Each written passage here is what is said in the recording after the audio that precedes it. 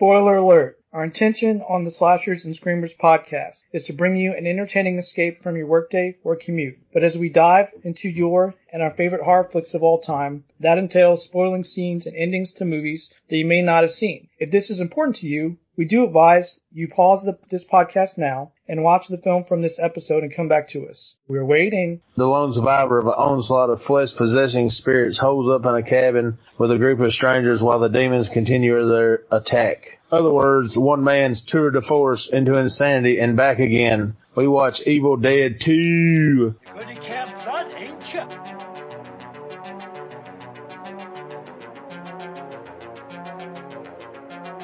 I have come here to chew bubblegum and kick ass.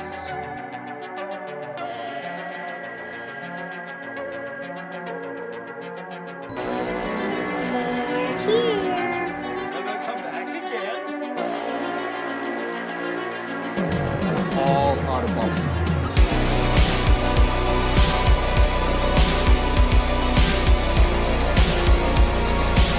Start again first.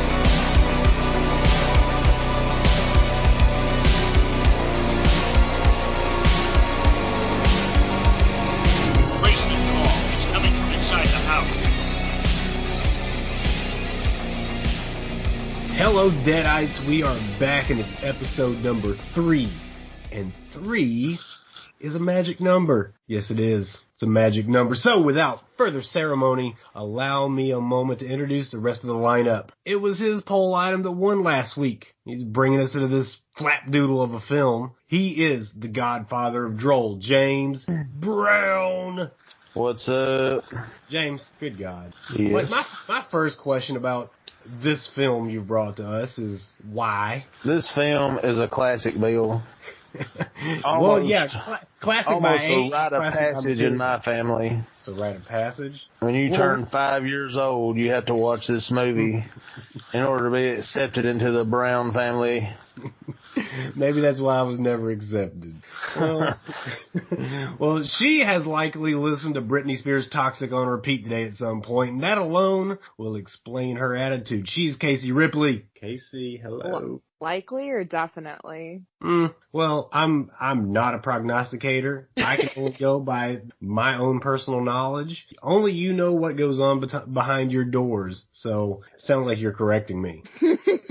Me and all of our listeners know damn well I've been listening to Toxic all day long, so. Well, this film goes a mile a minute, and there's so much to process in very little time. So, being the most cerebral of the team, did you feel like you were on a roller coaster that was just non-stop, upside-down loops? Yes, I did. It was a sorry. I delight. thought you meant me as a cerebral assassin. No, That you're I- definitely that not. I am. No, you're definitely not the cerebral assassin. Casey, same question. I think all of us are in agreement that yes, it's definitely a roller coaster of a movie. And finally, he has a way of elevating small talk to medium talk. He is Ravishing Rick Sims. Ricky, welcome back. What's up? Same old same, Rick. What have you been up to all week? Just watching this crazy movie, man. Well, Rick, you were born at a very young age, but this film, this film was born the same year you were. And looking at the hideous forms of some of the creatures we saw in it, do you ever worry that you're starting to look like them? Sometimes, yeah. Okay, that's all I got. Well, now that the crew's all here, we're full force. I think we can let our generous listeners know, what's going on with the news segment, right? We got a little something in store. So before we get into this roller coaster of a film, we're going to do something that just kind of fits the bill here on Slashers and Screamers. So a little preface. Many, many, many years ago, and I'm talking like 1994, maybe earlier, my dear sister Julia bought me a holiday gift that I made mention of after seeing the commercial on TV. So it was somewhat of a party game where players are read scenarios, could be murder, deceit, passion, a forbidden relationship turned deadly. The players are tasked with solving said crimes with series of questions to the moderator. That'd be me. So questions that can only really be answered with specific answers. Okay? So we're talking about yes, no, yes and no, irrelevant, I don't know, define what you mean by, and rephrase your question. Each crime requires different questions to be answered before a winner is declared. But here on the Slashers and Screamers podcast, the stakes are high. All right. The winner of this week's game is going to go on to choose the film we review in 2 weeks. Of course, the poll from this week or next week is already up. So the game is none other than Milton Bradley's Crack the Case. That's right. Same Milton Bradley that's no longer around. So I can tell you how long ago that was, right? I don't think they're around, are they? Are they still around? That question's for you guys on the show. Yes, they are still, I think they're still a game company, I'm sure. Did they not turn into Hasbro? Do not know. I've heard that phrase from you a million times, James. Casey, do you know you're a gamer, sort of? Am I? You are. Oh, cool.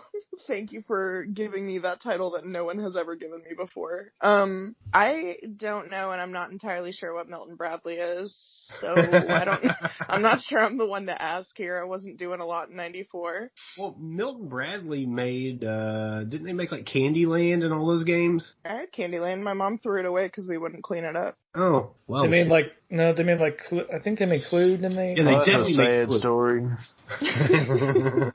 She'll get mad that I told it. Oh, no, she won't, because she's the biggest fan of the show. She is the very biggest fan of the show. You've told us so. I have. So, guys, what do you say we just go ahead and jump into this thing? I mean, get our feet wet, cold open. Let's just kind of break the ice with Crack the Case. I'm down. Are you down? Let's do it. James, I know you're going to shit all over the idea. All right, guys, so what I'm going to do is I'm going to read you a case, okay? And at the end of the case, I'll tell you what information is needed. Now, it's up to you to formulate your questions, but again, I can only answer questions with those 7 responses. Once again, yes, no, yes and no, irrelevant, I don't know, define what you mean by, and rephrase your question. You ask me those one at a time, and we're going to get to the bottom of the case. Again, the winner is he or she who cracks the case. And again, there's stuff on the line here. You get to pick the next movie after next week, which we're going to let out of the bag at the end of this episode. But let's get it kicked off. All right, here's the case. Colonel Mustard in the kitchen with the candlestick. Well, what's the next movie then, James? Rawhead Rex. Well, all I can say is I hope you do not win. Okay. But I will be fair and unbiased. James, I've known you a very long time. I've known these other 2 yahoos only like 6 years, and it hasn't been a great 6 years. So, here we go. The case. A trail of blood leads from the locker room through the open door of the office. Leon had probably tried to get to the phone, but didn't make it. His body lies beside the coach's desk, near a paperback edition of Frankenstein. Captain Grayson of the police notices that Leon is clutching the last page of the book in his hand. He removes the crumpled page and reads it carefully several times. Oh yes. He finally mumbles, I get what he was trying to say. Well, this certainly narrows it down. So what had Leon meant by his final act? Who killed him and why? Who's Leon? He's the dead guy. All right, so let's open up your questions. Who's going to go first? Let's go by age. So that would be Casey. You go first. Am I allowed to say what the ending of Frankenstein is? Well, listen, I don't know what you're trying to get at here. You're just asking me questions. So That was a yes or no question. I guess it was. Yes? The creator dies hoping that the monster is going to kill himself. I'm just trying to figure out how that would be relevant, like to read the last page. So we're trying to figure out what the Well, that was your one question. So okay. After your one question, you can solve. No. Rick, what's your question, buddy? Is the person that's lying on the floor dead, is he a member of a sports team? Like, does he play sports? Yes. Was he trying to use the phone to call someone? Well, that was your one question. So after your question is answered, you can solve, or it goes to Rawhead Rex over here. Oh, no way. James, your question. What book was in his hand? That is not a question I can answer, for it does not. The answer is not one of the 7 responses. What is your mother, Trebek? Casey, your question. So, and I'm trying to think of a question that would help at all. Say it again. I suck, but say it again. The case? Yeah. Okay, I can do that. A trail of blood leads from the locker room through the open door of the office. Leon probably tried to get to the phone, but didn't make it. His body lies beside the coach's desk near a paperback edition of Frankenstein. Captain Grayson of the police notices that Leon is clutching the last page of the book in his hand. He removes the crumpled page and reads it several times. Oh yes, he finally mumbles. I get what he's trying to say. Well, this certainly narrows it down. What had Leon meant by his final act? Who killed him and why? Is it Leon's blood? Yes. Okay. I am not solving shit right now. Just so we're Rick? clear. You said he was lying next to the coach's desk, correct? Yes. Now you can solve. I have no clue. James? Did he have any shorts on? Irrelevant. Casey, your The question. coach killed him. Why can't I solve it? Yeah, Billy, you didn't even ask if James wanted to solve it. That was fair. That's a fair question. I did so because I thought James was being obnoxious. After knowing him for as long as I have. No, the coach did not kill him. My sincere apologies, James, for assuming you were being obnoxious. Casey, your Then question. who killed him? If it wasn't the coach, who was it?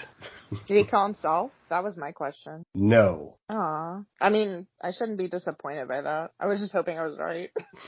Rick? Did he just want to see how long the book was and he went to the last page? No. Solve? No. James? Why did the inspector read it so many times? Gotta be a yes or no. Or yes and no. Irrelevant. I don't know. Define what you mean by and rephrase your question. So, James, rephrase your question. Is the killer in the book? Yes and no. Read as fast as your answer.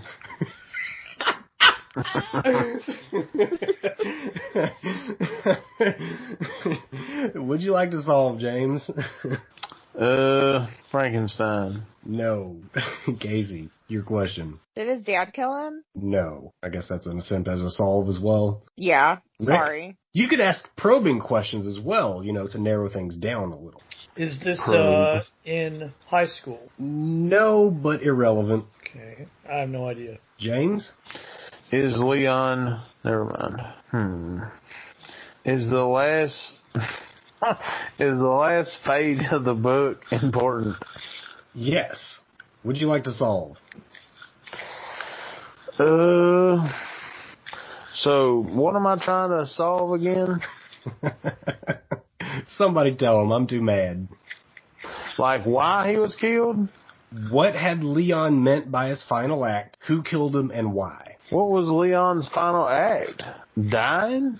Getting Grabbing the killed? page out of the book. I took it to mean grabbing the page out of the book. I'm going to read the last paragraph again. Captain Grayson of the police notices that Leon is clutching the last page of the book in his hand. He removes the crumpled page and reads it carefully several times. Oh yes, he finally mumbles. I get what he was trying to say. Well, this certainly narrows it down. So, would you like to solve, James? So the final page of the book says the end in every book I've ever read. So that would be fitting for his demise because it was the end of Leon. Are you trying to solve, James? Or are you just rambling?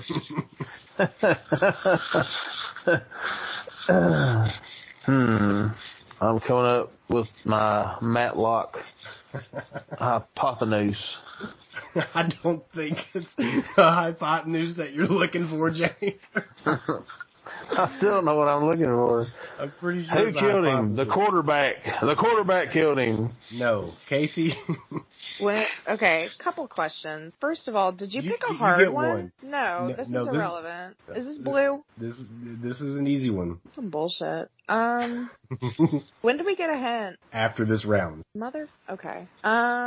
Does it matter that the police chief read the last page multiple times? No. Okay. I'm not solving anything. Rick?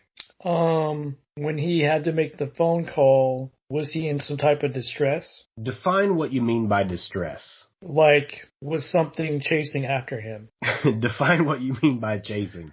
No, not chasing. Solve? I'll pass. JB?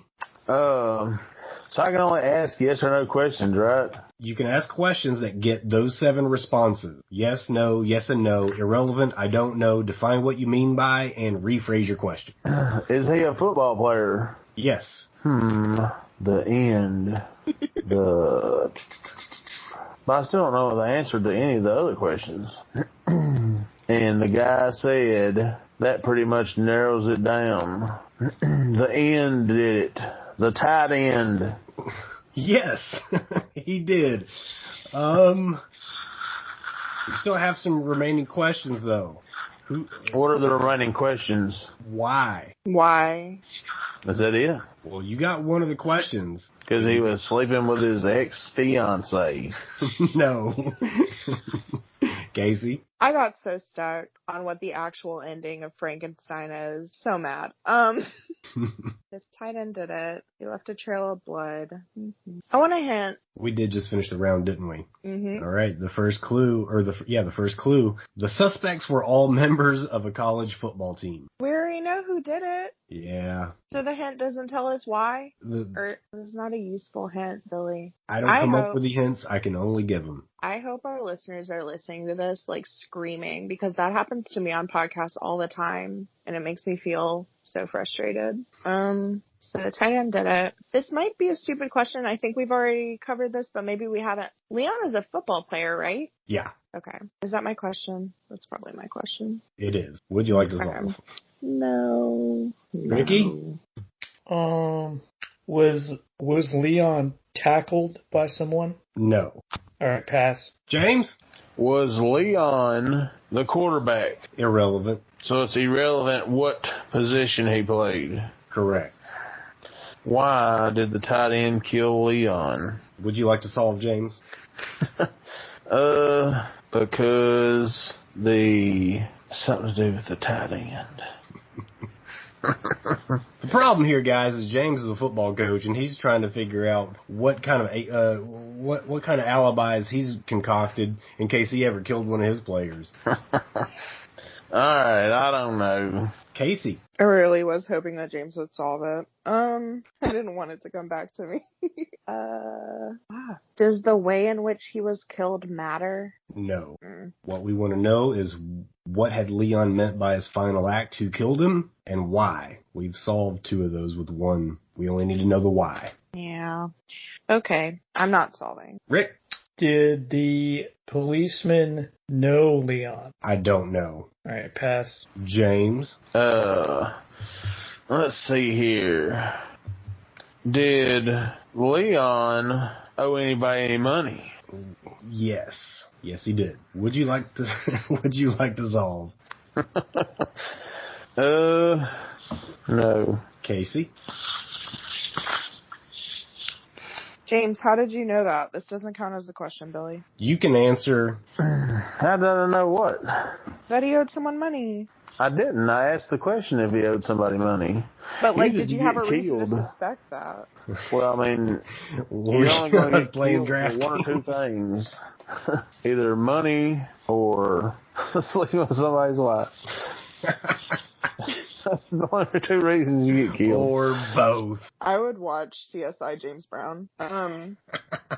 He'd be worse than Ice-T. I was just hoping there was some kind of motivation that he would know why he owed someone money. Did he owe the tight end money? Presumably. Rephrase your question. That's a yes or no question. No, he did not owe the tight end money. Would you like to solve? No. Ricky? Was Leon a starter on the football team? Irrelevant. Pass. Jables? Did the tight end owe Leon money? No. Would you like to solve? But Leon owed somebody money. So was Leon gambling? I have answered 1 question from you already, so that must be a rhetorical question. He killed him because he was throwing the games, Bill. Just like Pete Rose. That is correct, James. Winner, chicken dinner. Yeah.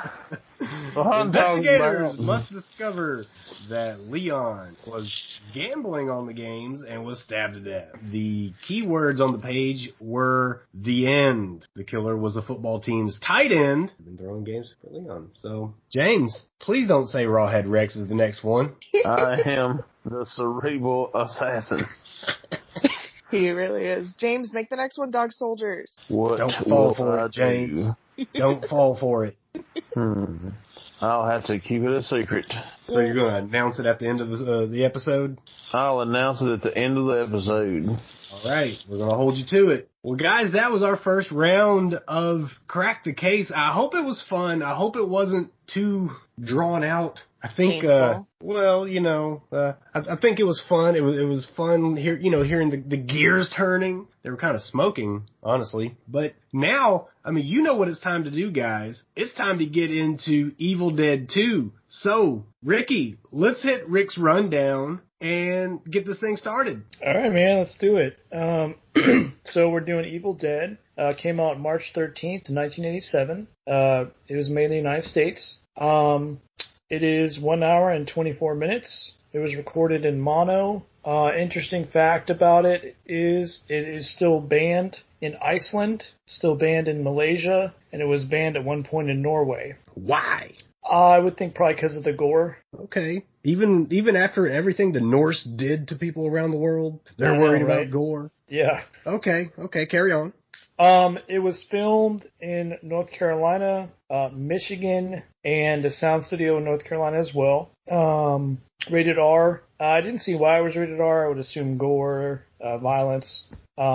It's considered a horror / comedy / black comedy. One tagline is pleasure, please, and the sequel to The Ultimate Experience in Grueling Terror. And that's debatable, isn't it?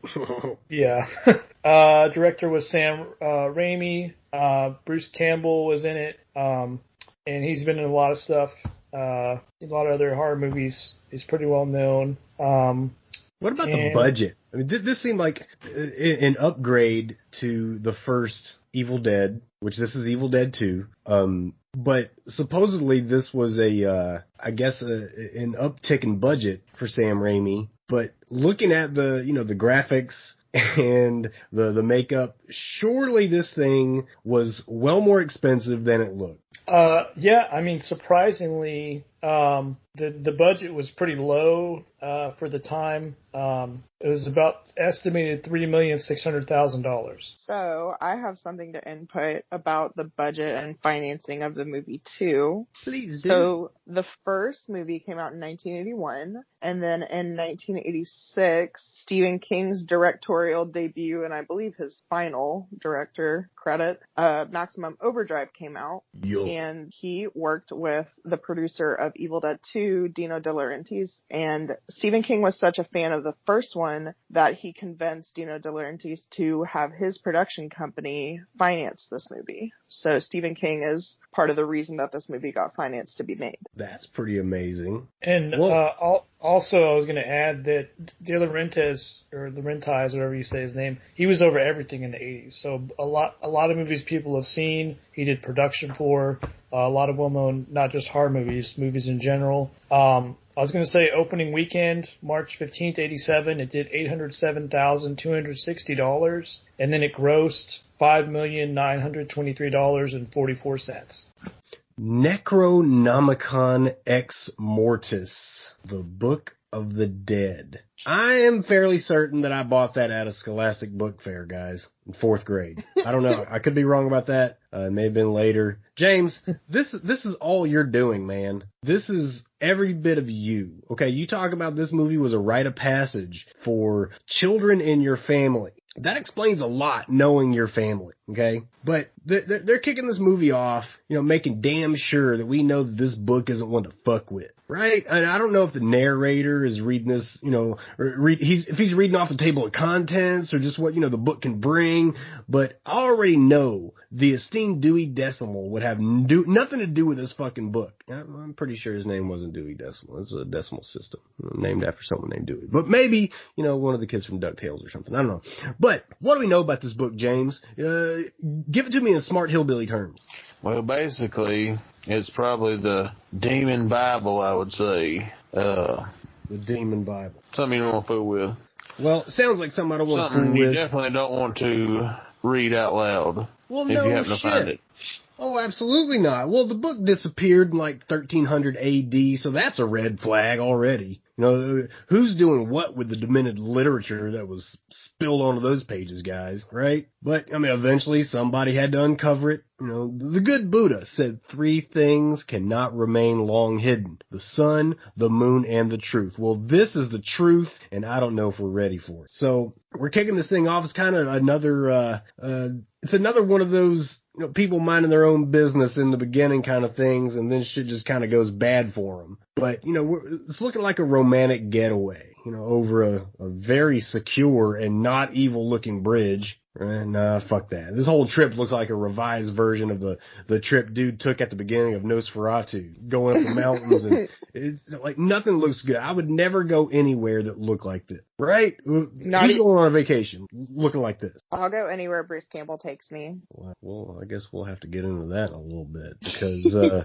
well, hell with it. Let's just not even skip it. I mean, you know, what was it? When a Stranger Calls, I gave my Hammer Award to Carol Kane. In The Descent, I gave it to, was it Natalie Mendoza? Is that her name? Yeah, Juno. Yeah, Juno. In this one, the Hammer Award goes to none other than Bruce Campbell. That fucking jawline, man. Like, he could open bottles with that chin, you know? He's chiseled out of granite, and I want to look like him. That's all I know. James, what say you?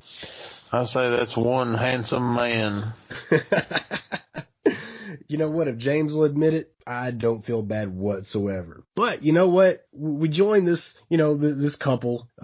It almost gives me some vibes from The Shining. You know, you get that long trip, you know, the narrow road in the old car, which is probably a brand new fucking car when, you know, the movie was made. But, you know, this is, you know, Bruce Campbell's a fucking savage here. You know, I'm convinced now of, you know, him receiving the Hammer Award. And, you know, when we really look at these movies, and I want to kind of explain the concept of the Hammer Award, okay? When I was younger, my dad would always tell me things that he probably shouldn't have told me at my young age. Like, we'd be driving, and he'd see a woman that maybe looked fantastic to him, and he would say, son, now that gal right there, she's a hammer. And I just didn't know what that meant until way later, okay? But the Hammer Award goes to the most attractive person in the film, bar none, especially having seen what happened to Ash's girlfriend in this one. She starts out really pretty, but turns out not to be so pretty after all. But Ash Williams, Hammer Award, Evil Dead 2. Now, what we need to do right now, guys, we got to address the elephant in the room. Is this movie a sequel to Evil Dead, or is it a remake / standalone film? And James, I don't know if you want to go first or last, because you woke me up this morning with text messages talking about, I can't even remember what you said. You know, I'll look it up. I'm not going to misquote you, because I know you won't have that shit. Still trying to find it. I'll have you know it's a remake. So you are telling me. Standalone film. How so, James? It's Evil Dead 2, Part 2. It's just a rebuild. They couldn't get the rights to the first movie, so they made a whole new movie just so they could go back in time. So this fucker at 8:30 a.m. Medieval times. 8:30 a.m. I'm not even up for work yet. And the very first thing that he texts, not good morning, not, oh, I haven't talked to you in a couple of days. No, everything I've listened to says this thing's a remake. And I can read it in his voice, too. James, is that all you've got? Because this is one of those things, James, that has bothered me since we brought up the film. Because the thought was if we were going to do a movie that had multiple sequels, that the ground rule was we were going to start with part 1. And when I asked you, I said, hey, well, we got to start with part 1. You were like, this really is part 1 because it's a remake of the first one. And everything that I've seen, IMDb, Wikipedia, my own logic, says that no, this movie is a sequel. It is a straight up sequel. Oh, yeah, because you can believe all 3 of those. IMDb is pretty much the what's what. Can't you go in there and write anything you want to in there? No, that's Wikipedia. You look there too for answers. Well, I mean, I used it as a reference, but I mean, Either you way, said one thing that was even right. if it's that word you made up to prove your point. I didn't make up a word. Rectom or something. Rectum. It's a retcon. That's what you were talking about when you were texting. Even if it's one of those, still it's going to be a standalone movie. Even if they had to rewrite it, the first 7 minutes, this magical 7-minute number I get this morning. Oh, 7 minutes is a totally different movie. Okay, James, what you're referring to right now is the first 7 minutes. I said that the girlfriend, Linda, was dead within the first 7 minutes, whereas in the first movie, she was dead well over halfway into it. But my point was that once that 7-minute mark hit, it's the new material. So what I said was Sam Raimi didn't have all the rights to the first movie. She can't die at the same exact minute of each movie because it's two different movies. Of course it's two different movies. If you play these two movies side by side, it's two different movies. Standalone. Right, but if you stretch out the first 7 minutes of this movie, you get the basic concept of what happened in the first one. The thing is, Sam Raimi didn't have all the rights to the first movie. That is one thing that you said that was correct. So he had to reshoot the first part that he was going to use as the recap to the first installment. So instead of having all the actors, he changed the story, thus doing a retcon, which is a retroactive continuity, and made it to where only Ash and his girlfriend Linda were the ones on this excursion. But once the film reaches a certain point, which is that 7-minute point we were talking about, we've now reached beyond part 1, and that's the new material where Evil Dead 2 is beginning. And it's pretty confusing, but for a man who's seen this movie over 1,000 times, it should be easier than it seems. I say this is a standalone movie. Well, one thing we need to do is figure out what constitutes a sequel, what constitutes a remake, and what constitutes a reboot. And I think instead of arguing with you, which I will do for hours upon hours. I told you the other day that if they wanted to make a sequel, they would have just started from him at the end of the first movie being attacked like he was at the first movie, and then waking up, and these people that show up in the second movie have got him back in the cabin and wanting to know what's going on. Right, but like many horror films then she could ask they recap where my dad is and all this stuff, because guess what? All that's in the first movie too. We don't have to have all this 7 minutes of rectum to be forced upon you if it wasn't going to be a standalone movie. It can be a standalone movie because they recap the first movie. Can it? Can it be? It can be. But we're looking at, okay, so I need input from Casey and Rick. It is a standalone movie. I need input from Casey and Rick on this one, because my belief is that a sequel is just straight up same characters, same cast with a continuance of the story from the previous film. A reboot is well, how about a remake is a movie that simply creates a film based on a previous film with different cast, but with the story remaining intact for the most part. And then a reboot, same thought as a remake, except this time creative control is exercised and the story changes to the liking of the writers, directors, etc. So this movie, with the opening part, the retcon is what we are going back in time and changing. Instead of it being 5 people going to a cabin, we've only got 2. But they made a movie. Oh God! Everybody got killed in it. Mm-hmm. They wanted to make a franchise sequel to it, so they had to redo it. They don't have to come up with this whole new scheme. That scheme could have remained the same. And they could have just left everybody dead. They didn't have the rights. They didn't have the rights to it. So they had to name it Evil Dead 2. That makes no fucking sense, James. None at all. It makes complete sense. All right, let's hear from Rick and Casey. Okay, so I'd like to delve into the definitions of reboot, remake, and sequel. Because I think a sequel can be... No, wait. I think a reboot can be a sequel. And I say this, or a prequel. I say this because if you look at film franchises that have done reboots, they're still considered part of the cinematic universe. They're still considered sequels, but they bring back a franchise that maybe ended, 20 years ago. If you look at Star Wars and you go from episode 6 to episode 1, it's a reboot. You're not starting with all the same characters and everything, but it's still considered prequels and sequels and all that when you go into those. If you look at Jurassic Park, Jurassic World, you don't have to have seen Jurassic Park to watch Jurassic World, but it's still considered part of the universe and it's still considered sequels, but it's a reboot. But isn't that just a flaw in the nomenclature? Maybe you're a flaw in the nomenclature. You know what? There's no flaw in my nomenclature, okay? If something is in the same universe and happens at a different time, whether there are new characters or not, that's a sequel to me. Episodes... What's a nomenclature? Episodes 1, 2, and 3 are prequels to 4, 5, and 6. In Star Wars. That is something that was said from the beginning. Prequel. They never called it a reboot back when they were made. They called them prequels. But is it not a reboot? It's not. It's a prequel. How is What's it not a nomenclature? A reboot? They came out... Nomenclature is like a divisive of names. So Billy's basically just saying it's a misnomer, like it's an inaccurate assignment of the class. That's what I think. In the Star Wars universe, that is not a reboot. How? Just because they waited a long time to make it, it's still in the same universe, the same storyline. Nothing has changed. Then what is a reboot to you if it's not the same universe? What would you be rebooting? How about I do it better in an example? Rob Zombie's Halloween versus John Carpenter's Halloween. Rob Zombie's Halloween sucks shit. But that doesn't matter. That is irrelevant. That it sucks shit. The first one does not suck. The second one does. But the whole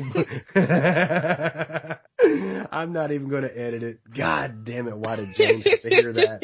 God, that kills me. But it does not matter that Rob Zombie's version of Halloween sucks. It matters that it was rebooted with new people telling his creative thoughts for Michael Myers' history. The history in Star Wars did not change. It was still all the same in the whole timeline of action. So that is not a reboot. It's just a prequel.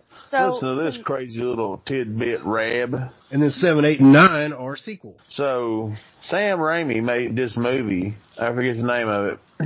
But anyway, it tanked. And the only thing that they could come up with is the Evil Dead 2 to make a comeback because they had done so bad with this movie. Well, the first movie made pretty good money. So they said, hey, let's do this and name it Evil Dead 2. But really, they just made a whole new movie because they didn't have the rights to the rest of it. Right. So they didn't have the rights to the first movie because there was another person involved who was not going to be involved in this one. But that doesn't mean that it's not a sequel. My argument is that this is a sequel, but that it is also a reboot of the franchise. And I would say that Rob Zombie's terrible Halloween movies are a reimagining of the franchise. Now we've got just too many different names floating out there. A reimagining? That's a reboot. I don't know. To me, a reboot is to get something back started. It can still have the same characters and everything. Let's just make up words to back up our narrative. Reimagining is not a made-up word. It is the James. He's only imagined once. He's never reimagined anything. Rab. Rick, let's hear from you. What say you on this debacle of a conversation? I mean, I don't know, man. I think it's a sequel, and I guess, I don't know. I think certain movies can be rebooted, remade, whatever you want to call it. I mean, there's the original Black Christmas that came out in 1976, and there's the horrible piece of crap remake that came out in the 2000s. I had to know that movie was not terrible. Anything that Lacey Chabert is in, it is okay with me. And that is not a remake. That is a reboot. That is we're just going to make slap the same name on the movie and do completely different. So. Well, that's a remake to me because there is no saga to me, Right. a reboot one important part of a reboot to me is that there has to be a saga with sequels. Because then it's There a is franchise a that saga has with sequels not Black and Christmas. a whole franchise. I'm Not talking Black about Christmas. Black Christmas. I'm talking about Evil Dead. Well, we'll get back to Evil Dead in a second. I think the second Black Christmas was a remake. Yeah, that's what I'm saying. Yeah, that's Okay. what I mean. But back to your bullshit, James. There's no way that this thing could be a reboot. If so, then what's the point of bringing Ash and his girlfriend back, the same two actors, to play in what's supposed to... What? The girl actor is a different actor. Bruce Campbell is Bruce Campbell. Okay, you gotta well, bring him back. You don't have to if you're just making if you're rebooting a franchise. Whoa!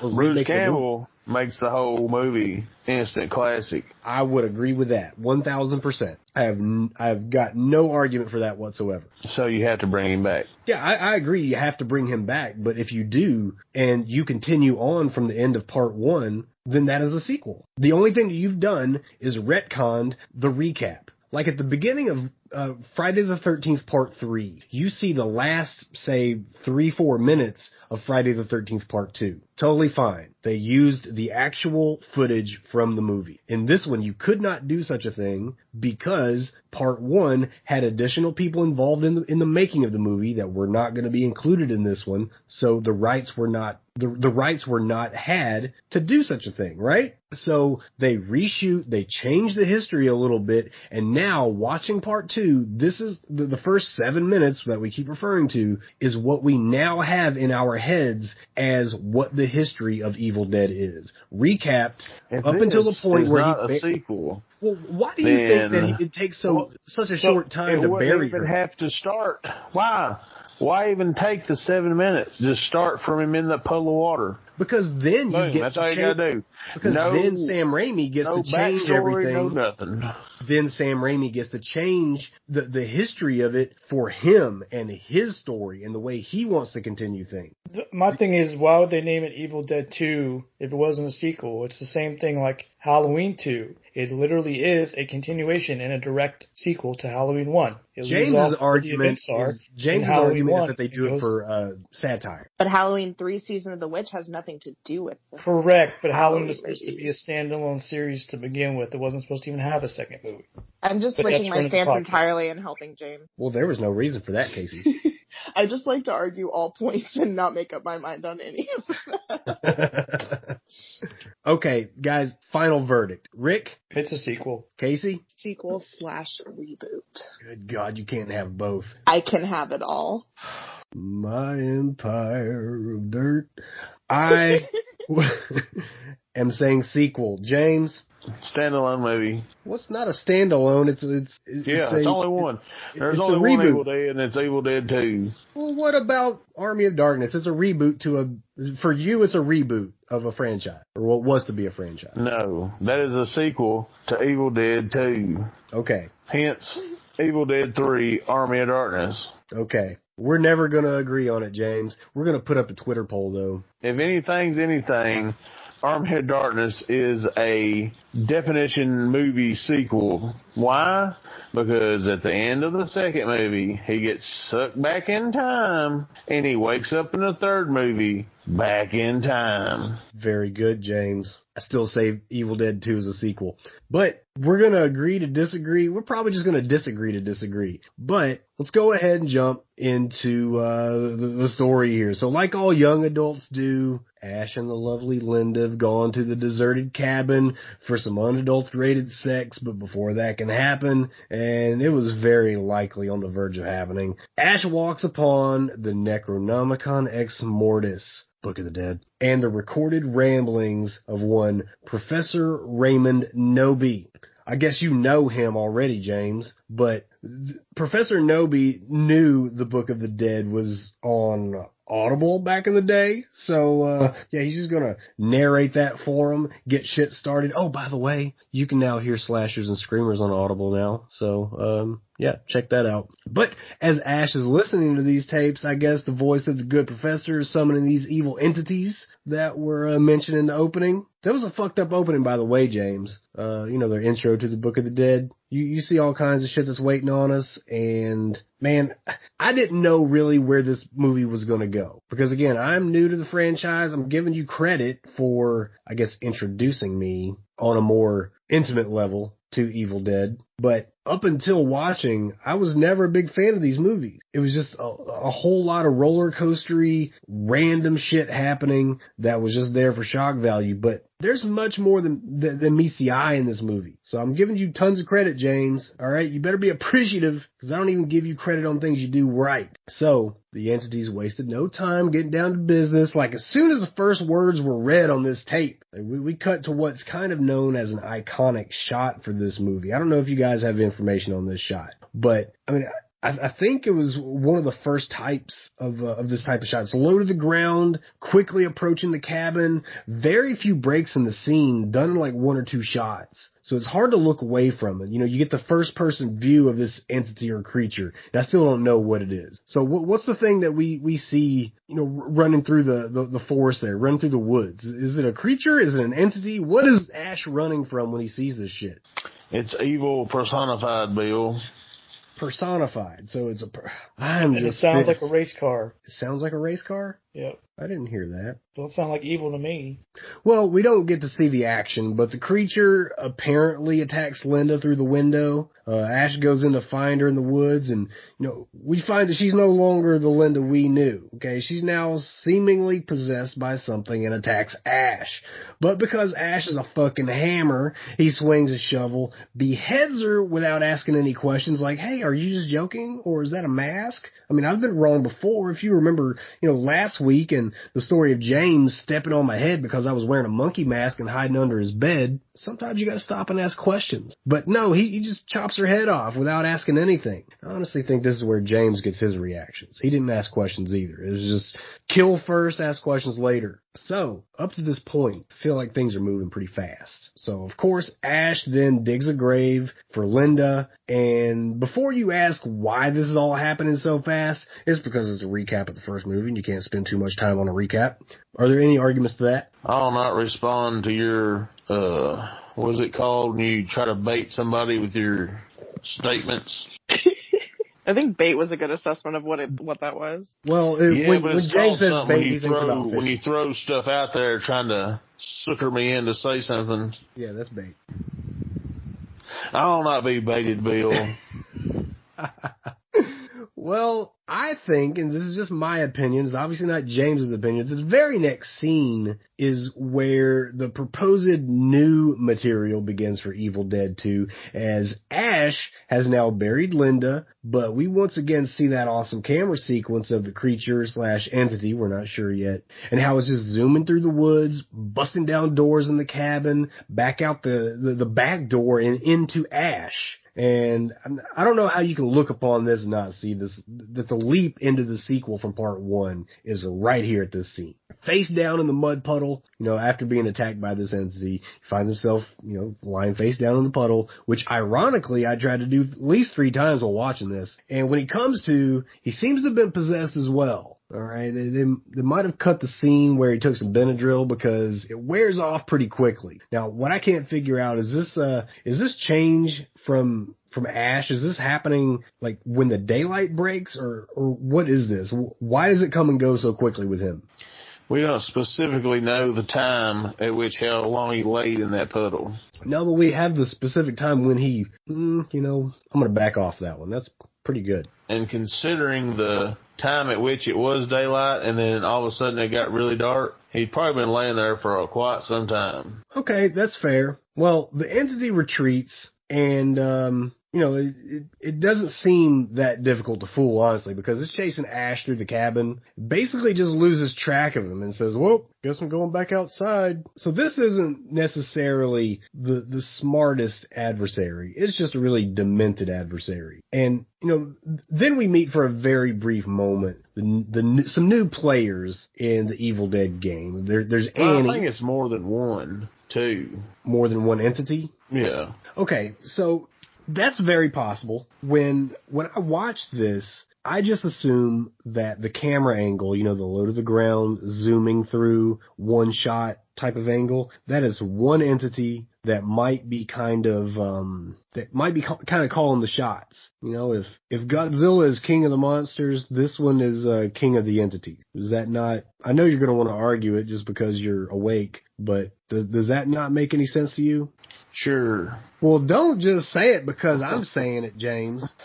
I do not know. It'll be the only time we fucking hear you say that tonight. Well, I'll just tell you, when it comes to monster movies and such, I think that there's several different ones because, there's one, because people get possessed. It can't just possess some person and then another one and another one. Like, it has to be different ones. Can't possess like 2 or 3 people at a time. You think that demons can't multitask? I think they probably have to have a pretty strong hold on one thing at a time to be able to do what they do. Casey, Rick, is this one entity or many? I think it's one general force, one general entity. Okay, when they say join us is plural. Oh, fuck. True. I always think of that as kind of like us as in like all spirits and all things like that. But yeah, you're right. And we will swallow your soul. We, not I. I'm gonna have to go back and watch that one. I think it's more than one because it's the Book of the Dead. It's not the Book of a Dead or, I think it's more than one. Sure, but when the professor summoned these creatures, or was it one creature that he summoned that is now representing all of evil who didn't come along on the trip, or is it, or are we just being overrun by multiple demons now, multiple entities, or does it even fucking matter? Well, I think it also said something about opening a door to another dimension. So, I mean, they could be just coming through and being like, hey, what's that right there? Let me go in there. Okay, well, I don't know how the monster dimension works, but I mean, I'm sure they're just rambling around. Well, you sure as fuck act like you do. Okay, so back at the cabin, Ash, he's come out of hiding. He's checking around the cabin.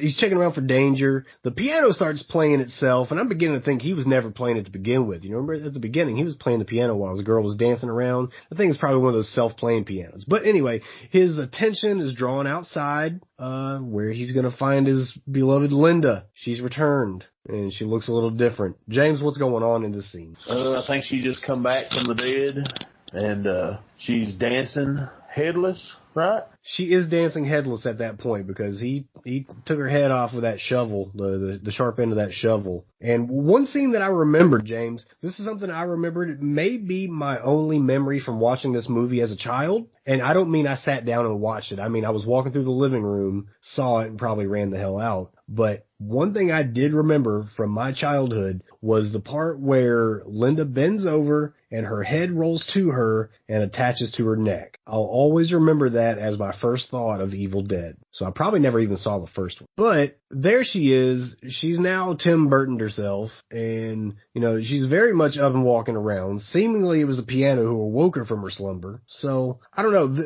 What do you guys think about the animation here? It's very much like claymation. I don't know who the makeup artists were. I don't know who created these figures. Yeah, I was going to say, it looked like claymation to me, that scene. Yeah, and not only that scene, but a lot of them, coming forward, when the transformations happen from like one face to another, looks very claymation. Yeah. Do you remember who did the makeup and such? I don't know, like, what kind of designers worked on this? And the designers are the people that are now doing The Walking Dead.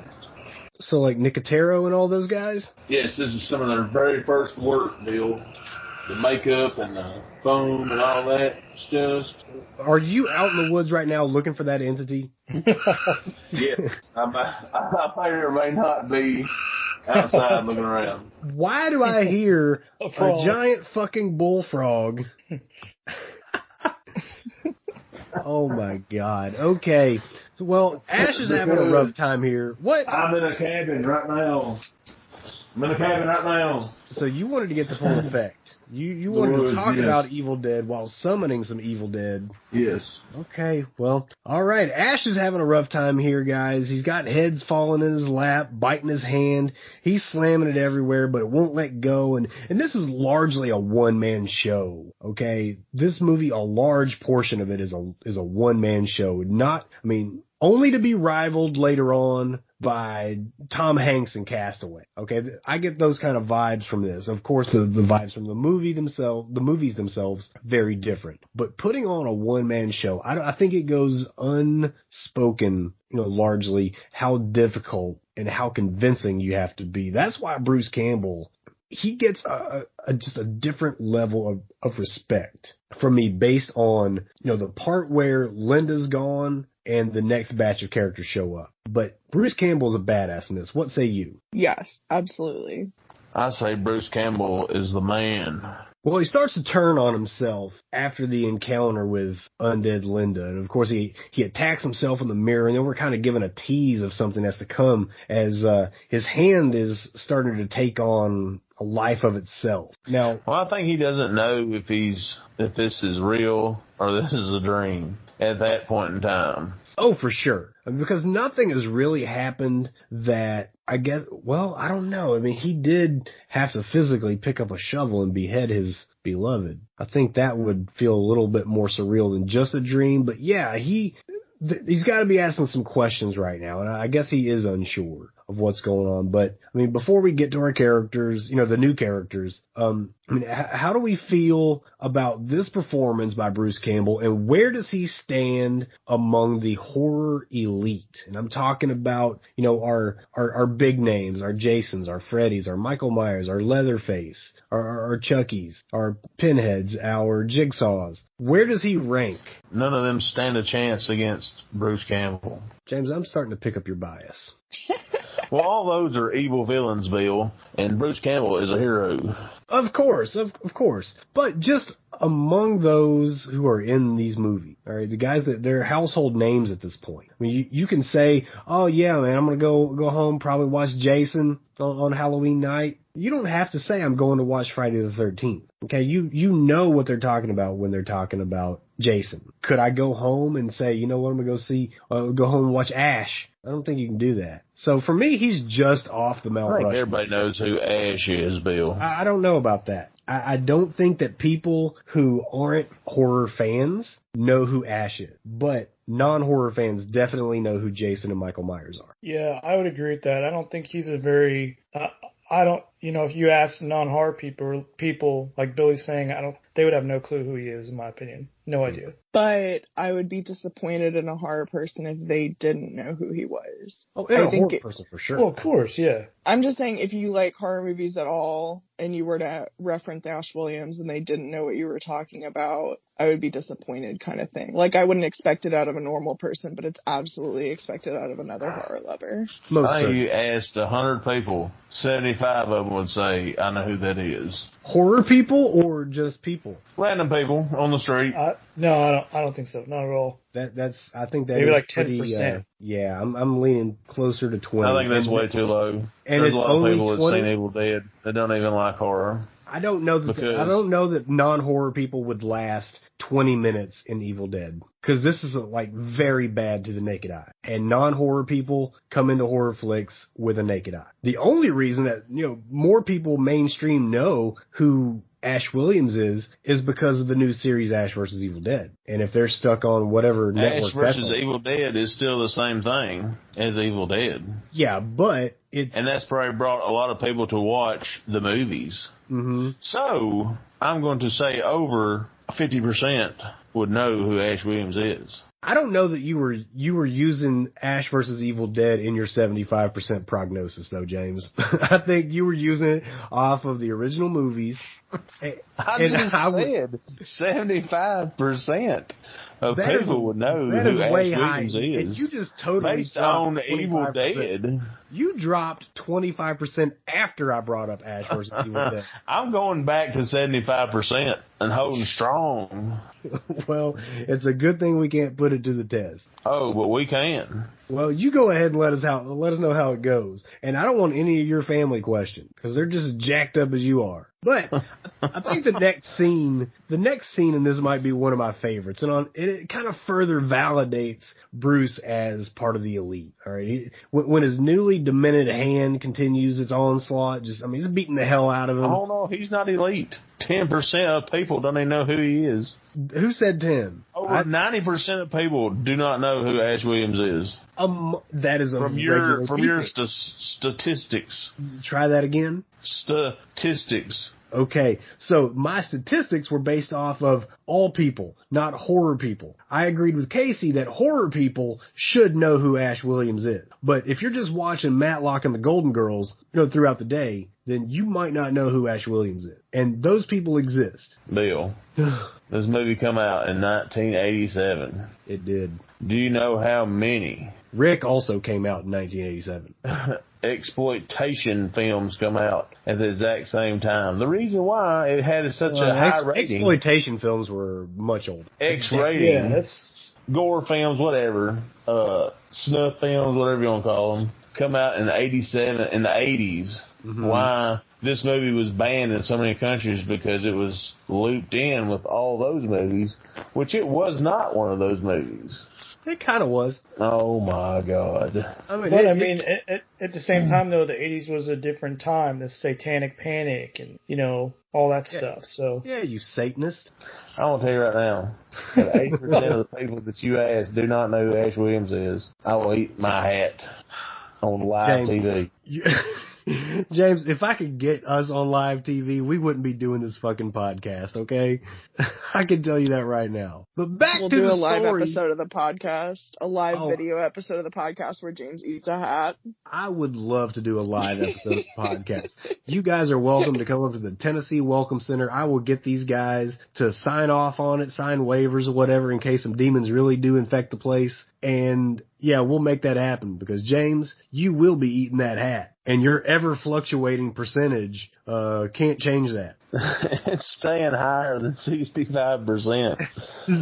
The first time I've heard of 60 in your percentage all night. All right, so the hand keeps attacking Ash. It's got him knocked out cold. It's been beating him up with plates and kitchenware, and in one of the coolest sequences, even though it's a minor sequence. The hand, it looks over, it sees that cleaver line on the floor, and it attempts to drag Ash toward it. He just digs into the floor and is dragging him inch by inch.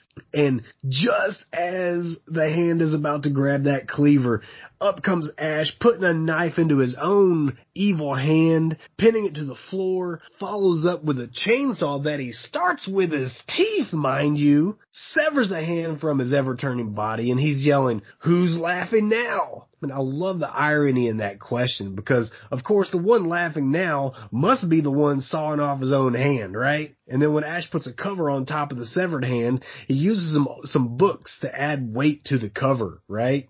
And did anybody see the title of the top book? I did. It was A Farewell to Arms. A Farewell to Arms. Is that not amazing? I love it.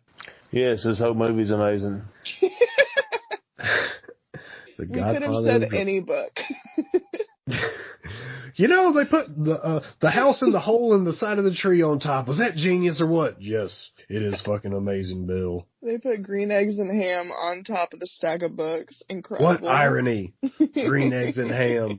It's wonderful, Bill. Good God. Well, the hand wouldn't remain long trapped, though. There's a fun sequence where Ash is kind of trying to shoot the hand. He misses, but, the hand's caught in a mouse trap. It's flipping him off. And it's nothing that adds to the story, but it's good for a quick laugh. The delirium of all the home decor coming to life. I don't know what the sequence was all about other than just trying to drive home the fact that there's no rhyme nor reason to what's going on. But I think it's a fun sequence, and it kind of drives home the fact how crazy this night is for Ash. Definitely. Well, the one-man show kind of comes to an end at this point, though. But, I mean, it's not going appreciated because, like I said, this, I don't want to call him, it's not a monologue. What do you call this? Where, it's just like a single actor going through a long trial. I don't know. What would you consider that, you literary types? That would be all three of you, not me. Is there such a word? An odyssey. Oh,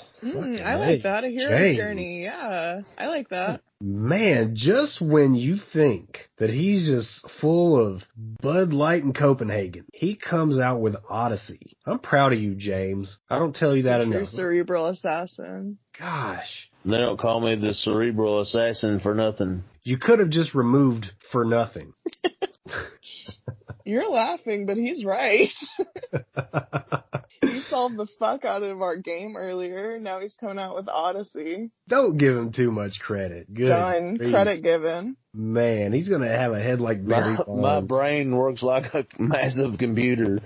Yeah, with knobs that have an etch-a-sketch. God damn it, James. Well, all right. So we then learn through the tapes of the dead that the professor's wife, Henrietta, has also been possessed and even tried to kill the professor. So he buries her in the fruit cellar where Ash had been thrown by our newcomers, who apparently the daughter, her name is Annie, right? So Annie is the daughter of Professor Noby, and she's there with the missing pages from the Necronomicon Ex Mortis. What are we going to do with those pages? I don't know. We're going to see. But they kick the shit out of Ash because they think that he's done something to their parents or her parents. And, or maybe not her parents. Well, yeah, maybe her parents. But they throw him in the fruit cellar. And, we then learn through the tapes of the dead that Henrietta was down in the cellar. Not only is she's down there, right? Now, I already hated the idea of being in a dark cellar, but now Henrietta has burst through the cellar floor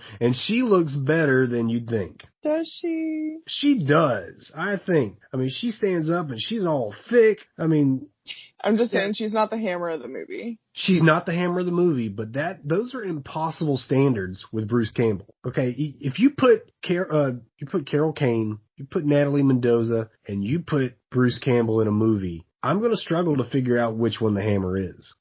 Okay, well, but yeah, Henrietta, she sounds like a chain smoker from Waffle House. But honestly, I mean, thinking about it, I'd probably still eat the waffles. Not a big deal. But, my question here was, she was already pretty hideous and she's already dead. Did she become further dead when the face transformed into that Tim Burton character? When we get the claymation going on? Like, maybe the goal of this film was to get as absurd as possible. But being plenty dead, what could turning her face into a claymation figure have benefited? Am I putting too much thought into it? Before that scream from Ash still gets me every time. Elaborate. When she comes out of the floor and he screams like a little girl, it's a funny part, Bill. Oh, yeah. See, I should have brought that up. But, it's hard to really pinpoint anything for me anyway. You've seen the movie 1,000 times. I've seen it, 4 times over the last week. But it's hard to pinpoint any one thing that he does because everything he does in this movie is excellent. And I don't mean that to hype. We're not getting anything for hyping this movie up. But to me, Bruce Campbell gets a whole new level of respect. And like I said, I added Ash vs. Evil Dead to my Netflix queue after watching this. I want to see more of him. And I'm not going to sit and watch that damn, what was it, Burn Notice? Was that the show he was on? Of course you did, Bill. Oh, God damn it, James. Wait, is Ash vs. Evil Dead on Netflix? Isn't it? Yeah, it is. Oh, that's Yes. exciting. Yeah, that's going to be my next thing after I watch the IT Crowd and Arrested Development maybe 5 more times. You should probably just start watching Ash vs. Evil Dead. You never watch anything I want you to watch, James. Billy, you never watch anything I want you to watch. Rick, does Casey watch anything that she ever wants you to watch? Wait, fuck it, I don't know what my question is. I watched that Japanese zombie movie I don't series. have Netflix. Oh, Rick's elite. He doesn't want to have Netflix. I watched Cobra Kai. Wait a minute. You should have watched Cobra Kai with or without my input. I watched that zombie movie, that Tijuana zombie movie. Not Tijuana, Taiwan. Korean. Korean zombie movie.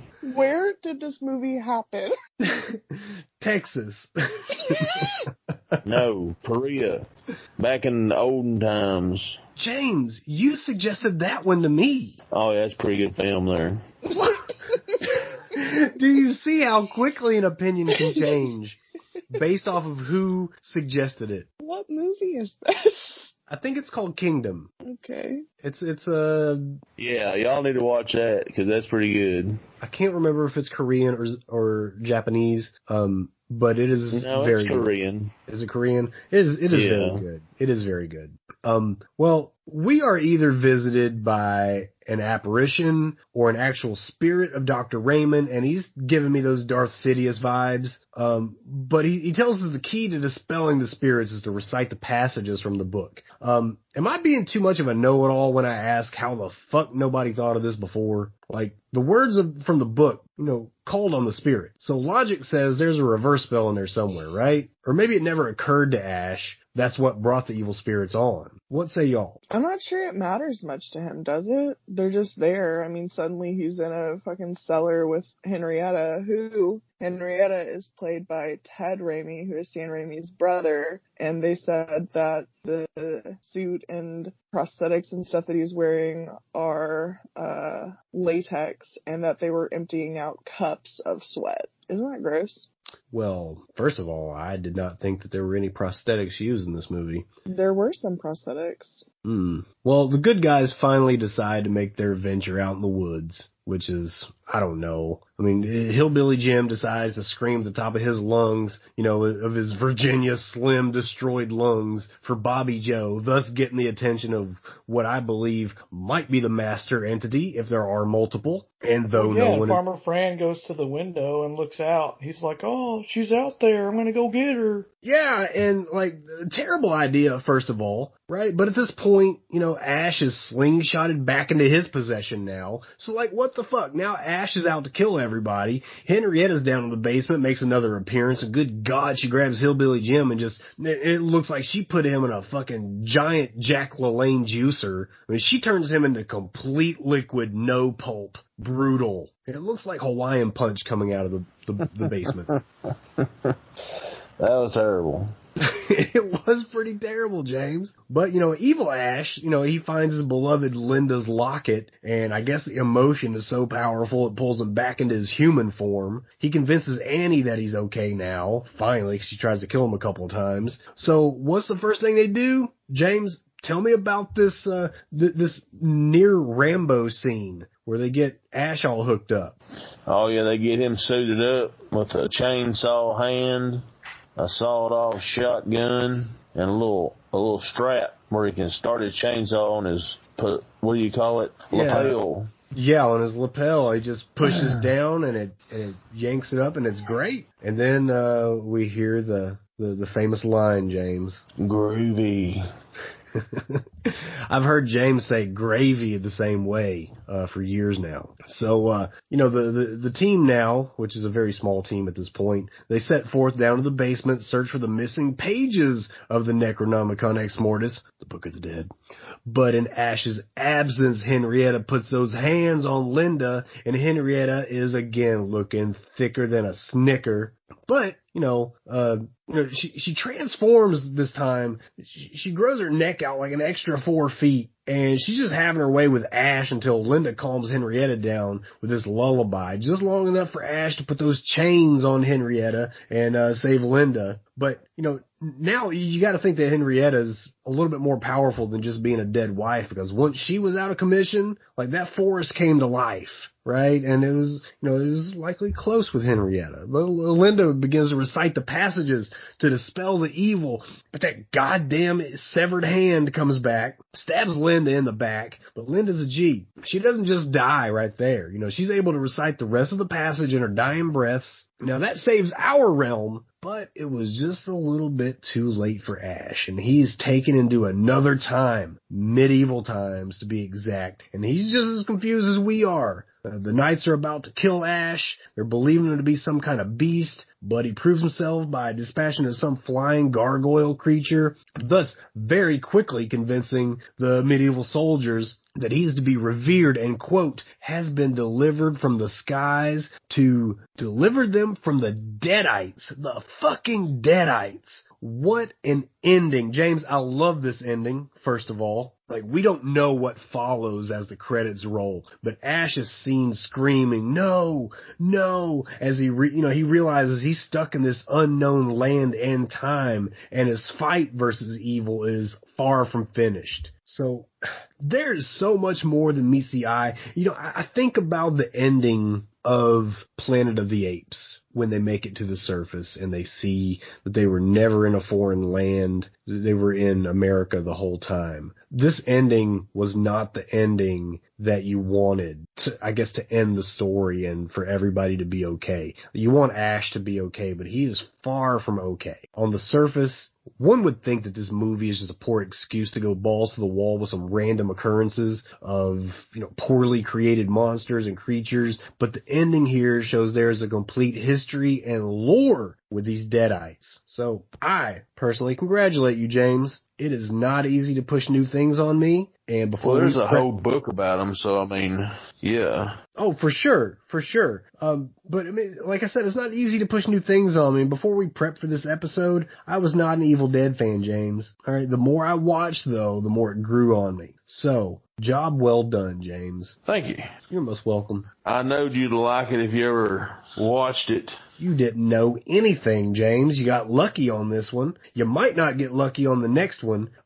And you do get to name 2 more movies ahead, because next week we've got, well, actually, I'm going to let Casey tell us. What do we have next week?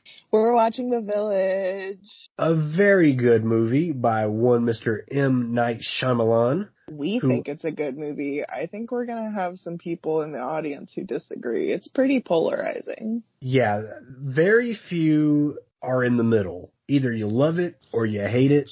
I'm a Shyamalan guy. I'm not even worried about the audience. What are you worried about, James? Myself. Have you seen The Village, and what do you think of it? In very few words. Have I seen The Village? Yes. What do I think about it? Very little. Somehow I'm not surprised. Oh, boy. Well, Rick, what did you think of Evil Dead 2? I mean, it's been a while since I saw it. I thought it's alright. I mean, it's good for a sequel, I guess. I've not been a very big Evil Dead fan ever, so. So does this movie make you more or less of a fan? The same. Keeps me the same. Keeps you the same. Okay. Yeah. Casey, final thoughts on Evil Dead 2? I know you want to cover those Rotten Tomatoes scores. I do. I was about to say that. I love Evil Dead 2, and so do critics and audiences. The score for critics is 95%, and audiences is 89%, which is, for a horror movie, pretty fucking stellar. One of the positive reviews remains one of the most truly joyful horror films ever made. And then another takes all the scares, gore, humor, and insanity of 1981's The Evil Dead and amps it all up to 11. One of the negative reviews is 6 years later, the acting is still dreadful, and that guy can go to hell. Good call. Well, you know what, James? Because we have the movie for next week, do you want to announce your movie now, or do you want to announce it at the end of next week's episode? I'm going to hold off until I see this Village movie. Okay, well, there you have it, guys. Tune in next week for James's stellar pick. Now I've hit the jackpot with Evil Dead 2. Standalone Evil Dead 2. Debatable. Very debatable. Well, guys, I feel like this has been a fun episode. I'm glad we got to play Crack the Case at the beginning. I'm glad we watched this movie, and I'm glad you are doing this project alongside me, because I don't think I could do it without you. So, to wrap this thing up, for James Brown, for Casey Ripley, and for Rick Sims, I am Billy Graves. This was the Slashers and Screamers podcast. Come back next week for The Village.